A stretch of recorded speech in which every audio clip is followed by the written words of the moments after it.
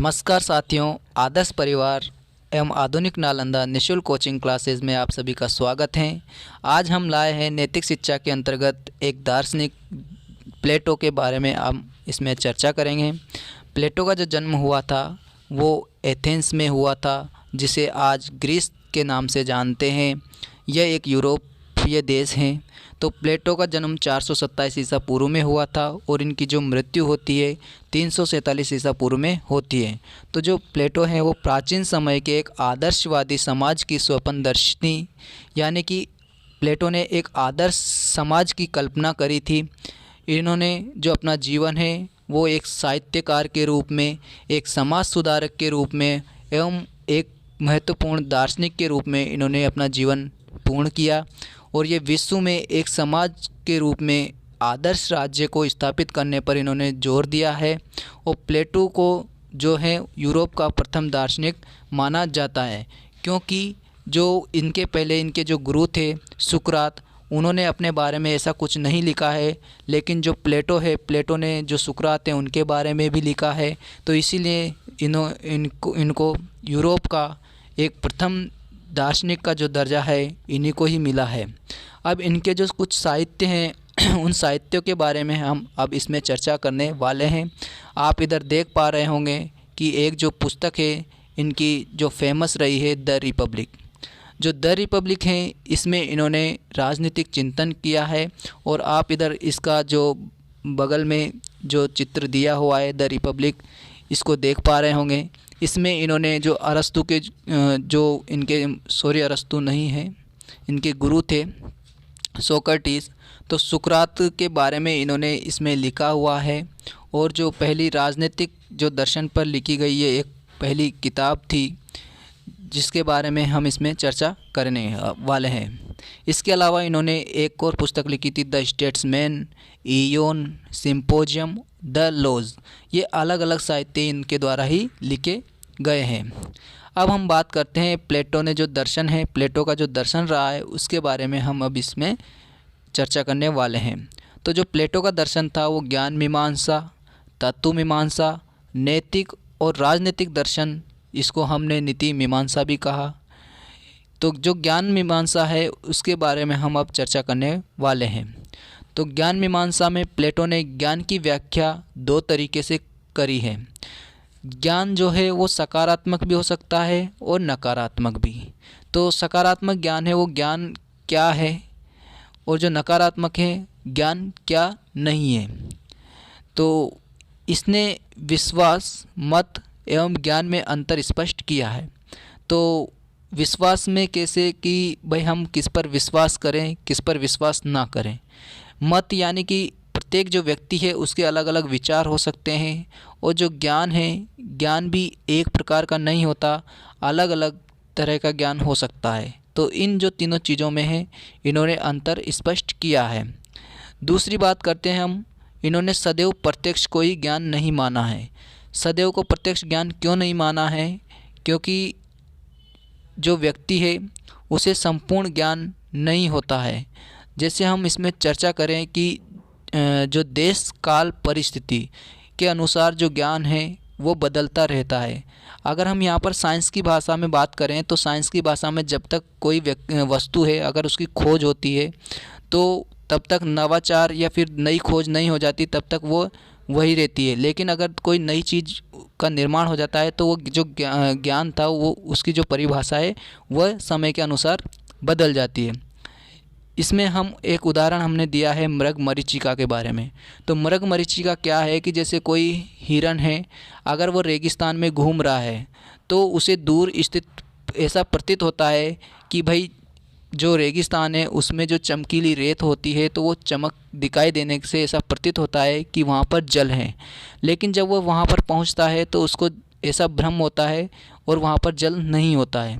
तो इसी तरह से जो ज्ञान है, अगर ज्ञान हम किसी वस्तु को देखते हैं तो देखने के जो हमारा दृष्टिकोण है, जो नज़रिया है, उसमें कहीं ना कभी भ्रम भी हो जाता है। इसके अलावा हम बात करते हैं अगला जो पॉइंट है, इंद्रिय प्रत्यक्ष ज्ञान नहीं विश्वास है। जो यानी कि जो हमारी इंद्रियां हैं, जो उनके द्वारा जो भी हम देख पाते हैं, सुन पाते हैं या महसूस कर पाते हैं, तो उसमें हम क्या है, विश्वास करने लगते हैं। और जो सत्य और असत्य में भी हो सकता है, यानी कि जो भी हमने ज्ञान है, जो प्रत्यक्ष हमने दिखाई दिया है, वो सत्य भी हो सकता है और असत्य भी हो सकता है। मत भी ज्ञान नहीं है, विश्वास ही है, जो देश काल परिस्थिति के अनुसार परिवर्तित होते रहते हैं। मत एवं इंद्रियां प्रत्यक्ष के विषय में प्राकृतिक, संदिग्ध और परिवर्तनशील है, यानी कि ये समय समय अनुसार परिवर्तन इनमें होता रहता है। ज्ञान का विषय प्रत्यय, आइडिया या हमारे जो विचार हैं, जो अपरिवर्तनशील या असंदिग्ध या फिर शाश्वत, स्थिर एवं सत्य हैं। यह हमने प्लेटो के अनुसार ज्ञान जो तत्व इन्होंने माना है, उसके बारे में हमने चर्चा करी है। अब बात करते हैं हम तत्व मीमांसा की। तत्व मीमांसा में ये माना है कि जैसे संसार है, संसार में ही वास्तविक सत्ता है, यानी कि जो संसार है उसमें जो प्रत्यय है उनकी वास्तविक सत्ता हमें दिखाई पड़ती है।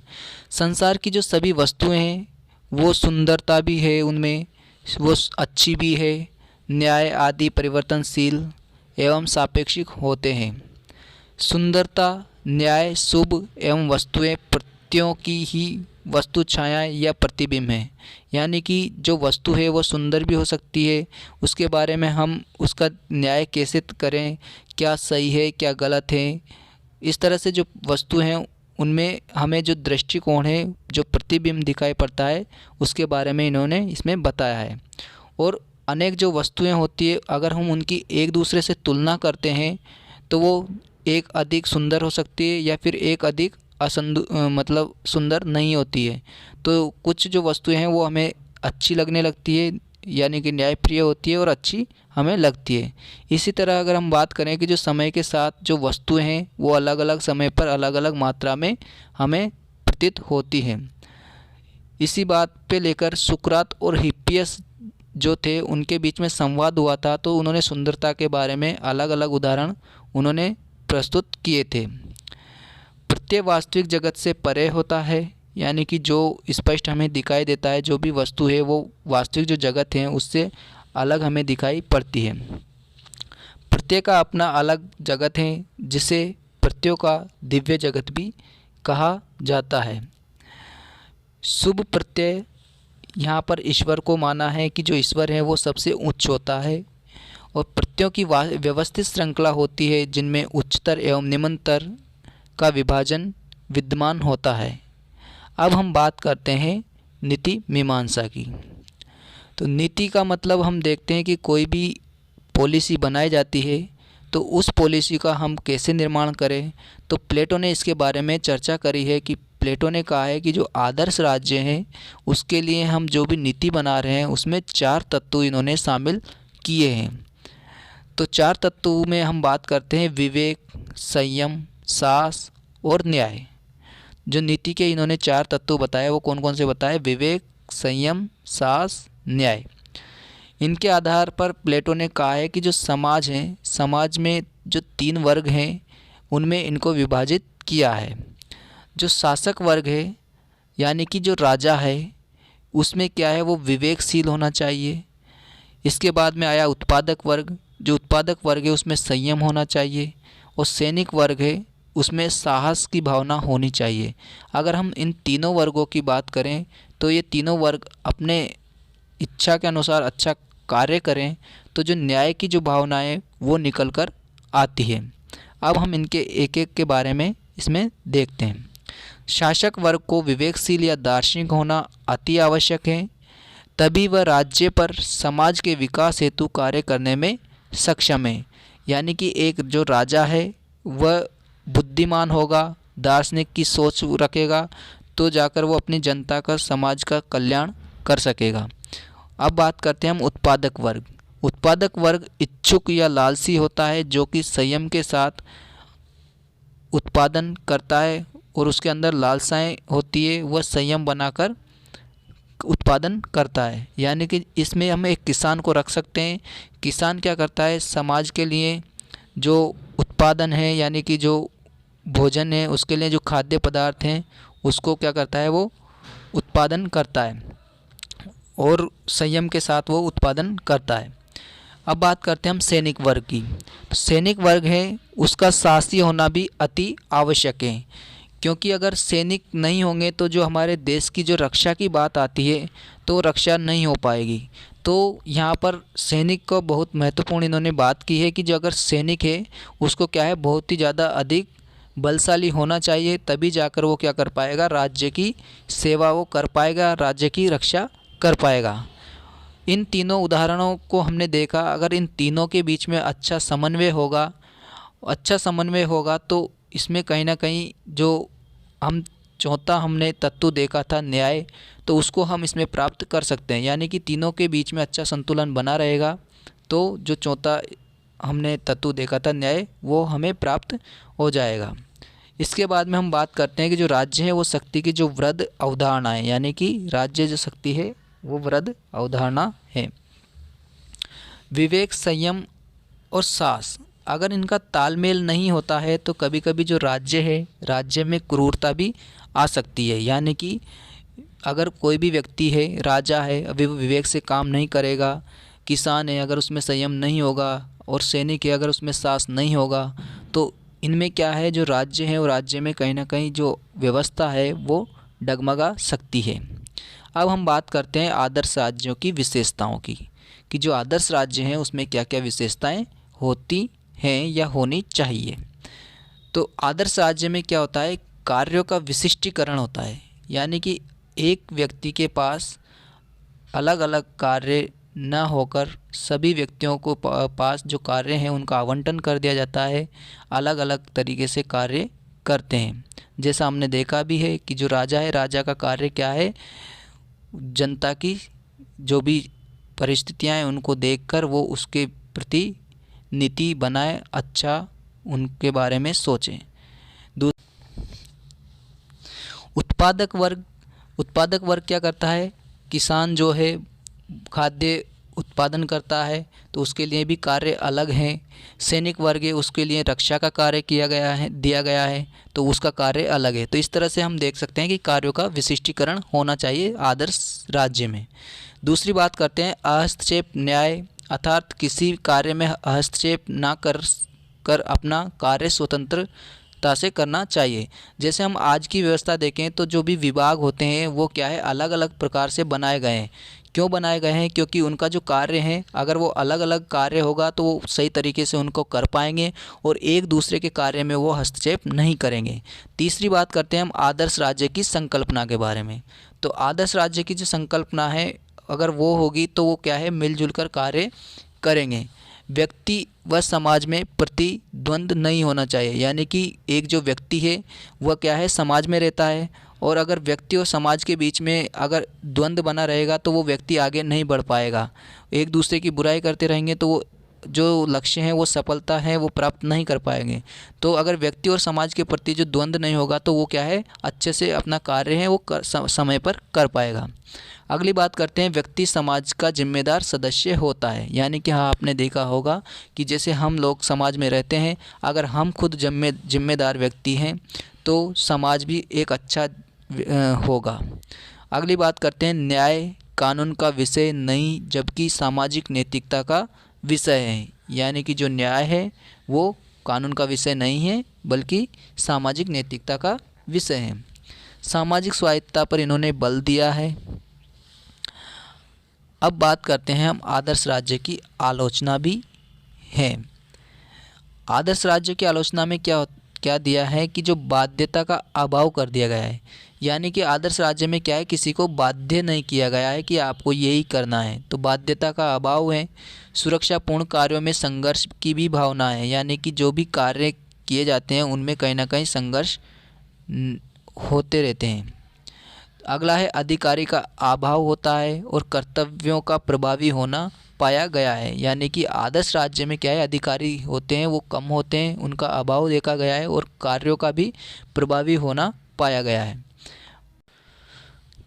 प्लेटो के अनुसार बंद समाज की अवधारणा, जिसके अंतर्गत जीवन पर्यंत एक व्यक्ति एक ही प्रकार का काम करता रहेगा। यानी कि जो प्लेटो है उन्होंने जो बंद समाज की अवधारणा बताई है, तो इसमें क्या है, जो व्यक्ति है वो व्यक्ति क्या है, एक ही प्रकार का कार्य करता रहेगा, यानी वह उसमें बंद कर रह जाएगा। तो इसलिए इनकी आलोचना भी इसमें की गई है। अगला है अलोकतांत्रिक सत्ता का केंद्रीकरण दार्शनिक के हाथों में है, जो अपने द्वारा कई नैतिक एवं अनैतिक कृत प्रजा से करा सकता है।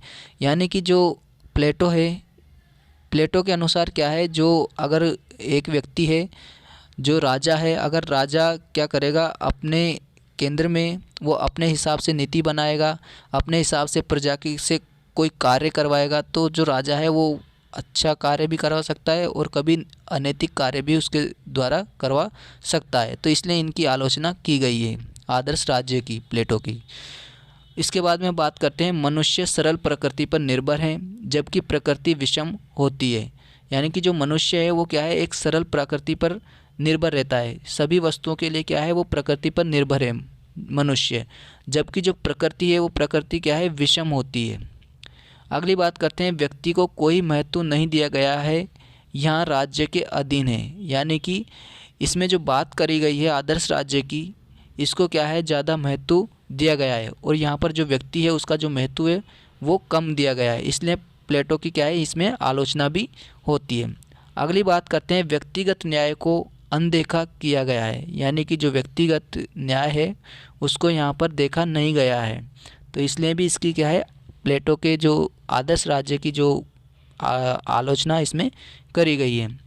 कार्यों के चयन को बाधित रखा गया है।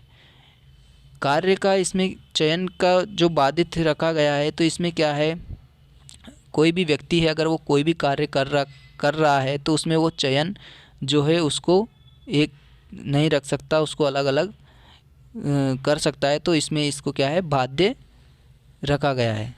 अब हम इसी के जो संपूर्ण जो प्लेटो है, प्लेटो ने जो शिक्षा के बारे में जो बात करी है उसके बारे में हम, क्योंकि ये इनके द्वारा ये कथन दिया गया है, प्लेटो ने शिक्षा के बारे में अलग अलग शिक्षा होनी चाहिए, अलग अलग विषय पर आधारित शिक्षा होनी चाहिए, वर्ग के आधार पर भी इन्होंने शिक्षा को बांट दिया है। क्योंकि एक बार युद्ध हुआ था तो जो प्लेटो है उन्होंने बताया था कि अगर शिक्षा अनुशासन उसमें होना चाहिए, तो इसलिए इन्होंने शिक्षा में कहा है कि जो शिक्षा है वो मानसिक रोग का मानसिक उपचार होती है। अगर कोई भी व्यक्ति मानसिक रूप से मजबूत होगा तो वह कुछ भी कर सकता है। तो ये इन्होंने कथन बोला था कि जो शिक्षा है वो मानसिक रोग का मानसिक उपचार है। इसी कथन के साथ हम प्लेटो की जो दार्शनिक जो विचार हैं उनको हम समाप्त करते हैं। धन्यवाद।